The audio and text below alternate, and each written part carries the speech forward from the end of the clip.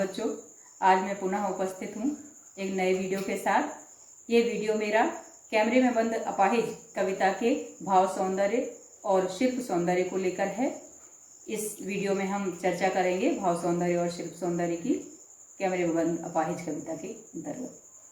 पहला स्टैंजा हम दूरदर्शन पर बोलेंगे से शुरू होकर के और बता नहीं पाएगा, जल्दी बताइए वह दुख बताइए, बता नहीं पाएगा। यहाँ इस अंश को लिया गया है। इस अंश का भाव सौंदर्य इस प्रकार है। कवि अपाहिज व्यक्ति के साक्षात्कार के आयोजन की विषय वस्तु को चुनता है। दूसरा है संचार माध्यम मीडिया के इस युग में अत्यंत महत्वपूर्ण और सशक्त बताया गया है। मीडिया को इस युग में इस बात की चर्चा की गई है। अपंग व्यक्ति को दुर्बल और कमजोर रूप में प्रस्तुत किया गया है। पत्रकार द्वारा जिन प्रश्नों को साक्षात्कार के दौरान पूछा जा रहा है वे अत्यंत बेतुके हैं, अनर्गल हैं। वस्तुतः ऐसे प्रश्नों को पूछने का उद्देश्य ही होता है कैमरे के सामने बैठे अपाहिज को निरुत्तर करना और उसकी पीड़ा को ताजा कर देना।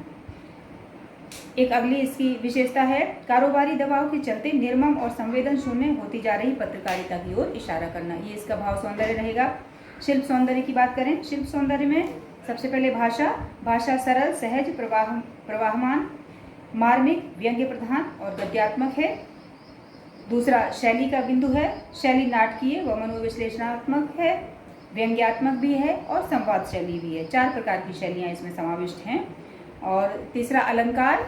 अलंकारों में समर्थ, शक्तिवान में सवर्ण की आवृत्ति के कारण अनुप्रास है। आपका अपाहिजपन, ये भी अनुप्रास है। बड़ा शब्द की आवृत्ति है, पुनरावृत्ति है, तो ये पुनरुक्ति प्रकाश अलंकार है। और क्या आप अपाहिज हैं, आप क्यों अपाहिज हैं, इस प्रकार के जो प्रश्न इस कविता में किए गए हैं ये प्रश्नालंकार में समाविष्ट होंगे। अगली विशेषता शैली संबंधित है, इसकी छंद से संबंधित। तो छंद इसमें अतुकांत छंद है। विराम चिन्हों और संक्षिप्त सीमित पंक्तियों के माध्यम से काव्यत्व के प्रभाव को उत्पन्न किया गया है। इसके अलावा शब्द शक्तियाँ, लक्षणा और व्यंजना हैं। लक्ष्यार्थ और व्यंग्यार्थ का प्रयोग किया गया है। तो ये पहले अंश के अंदर जो भाव सौंदर्य और शिल्प सौंदर्य था वह था। दूसरा अंश शुरू होता है सोचिए बताइए आपको अपाहिज होकर कैसा लगता होगा से लेकर के, और हम पूछ कर उसको रुला देंगे, इंतजार करते हैं आप भी उसके रो पड़ने का करते हैं, यह प्रश्न पूछा नहीं जाएगा। तो यहाँ तक इस दूसरे अंश को इसकी चर्चा कर लेते हैं। इस दूसरे अंश के अंदर जो शिल्प सौंदर्य और काव्य सौंदर्य है, तो भाव सौंदर्य सेम ही है, वैसा का वैसा ही रहेगा। भाव सौंदर्य में जो बिंदु प्रथम अंश में दिए गए हैं वही दोहरा देंगे हम, उससे हमारा काम बनता है, उतना पर्याप्त रहेगा। शिल्प सौंदर्य में थोड़ा सा भिन्नता है, तो शिल्प सौंदर्य आप अलग से लिख सकते हैं।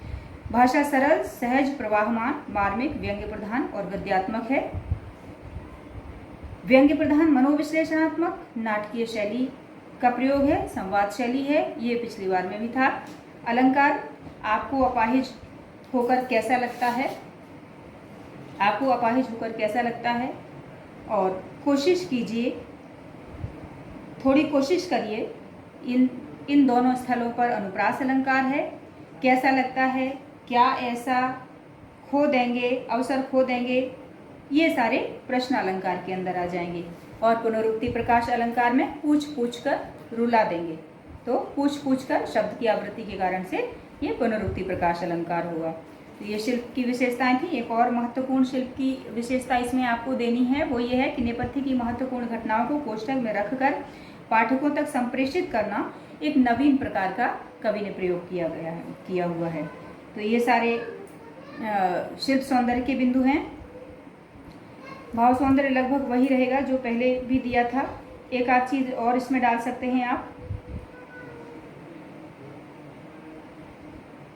कह सकते हैं इसमें कि किसी से ऐसे प्रश्न पूछना कि वह रो पड़े, ये नितांत निंदनीय, संवेदनहीनता और अमानवीयता का कृत्य है। और इसको लेकिन सफल पत्रकारों के बीच में ऐसा करना बहुत बड़ी सफलता माना जाता है और कार्यक्रम को रोचक बनाने का एक अनिवार्य तत्व भी माना जाता है। इस एक बिंदु को आप भाव सौंदर्य में दे सकते हैं। तो ये सारी चीज़ें मैंने आपको लिख करके आपके स्क्रीन पर मैं दिखाऊंगी। लिखी हुई दिखाई दी जाएंगी, दिखाएंगे। तीसरा स्टेंजा फिर शुरू होता है, फिर हम पर्दे पर दिखलाएंगे से लेकर के धन्यवाद तक। बस थोड़ी ही कसर रह गई, धन्यवाद। इस अंश का हम काव्य सौंदर्य और भाव सौंदर्य थोड़ा सा चर्चा कर लेते हैं। भाव सौंदर्य में हम इसमें लिखेंगे, मीडिया की मानव मूल्यों से रिक्त क्रूर और अमानवीय कार्यशैली पर प्रकाश डाला गया है। अपनी महत्वाकांक्षाओं को हर कीमत पर पूरा करने की जिद, किंतु ऐसा न हो सकने पर अपने वक्त की कीमत की आड़ में जो बन पड़ा है उसी में अपनी पीठ थपथपाने की मीडिया की फितरत को पर व्यंग्य किया गया है। और तथाकथित सामाजिक उद्देश्य को नैतिकता का जामा पहनाकर अपने को एक जिम्मेदार चैनल के रूप में स्थापित करने की मीडिया की जो कोशिश है उस पर प्रकाश डाला गया है। तो ये कुछ अलग चीज़ें हैं जो भाव सौंदर्य में आप इस अंतिम स्टैंजा के अंदर दे सकते हैं। और साथ ही शिल्प सौंदर्य में वही सारी बातें हैं जो भाषा और शैली से संबंधित बातें थीं, वो सारी इसमें सेम आ जाएंगी। तो ये आपका भाव सौंदर्य और शिल्प सौंदर्य यहाँ समाप्त होता है। तो आज के इस वीडियो में बस इतना ही। अगले वीडियो में मैं पुनः उपस्थित होंगी इसी पाठ के, कैमरे में बंद अपाहिज पाठ के प्रश्न उत्तरों के साथ। मेरे चैनल को सब्सक्राइब करें, इस वीडियो को लाइक करें और ज़रूरतमंद छात्रों में शेयर करें। आशा है कि आपके लिए बहुत उपयोगी साबित होंगे। धन्यवाद।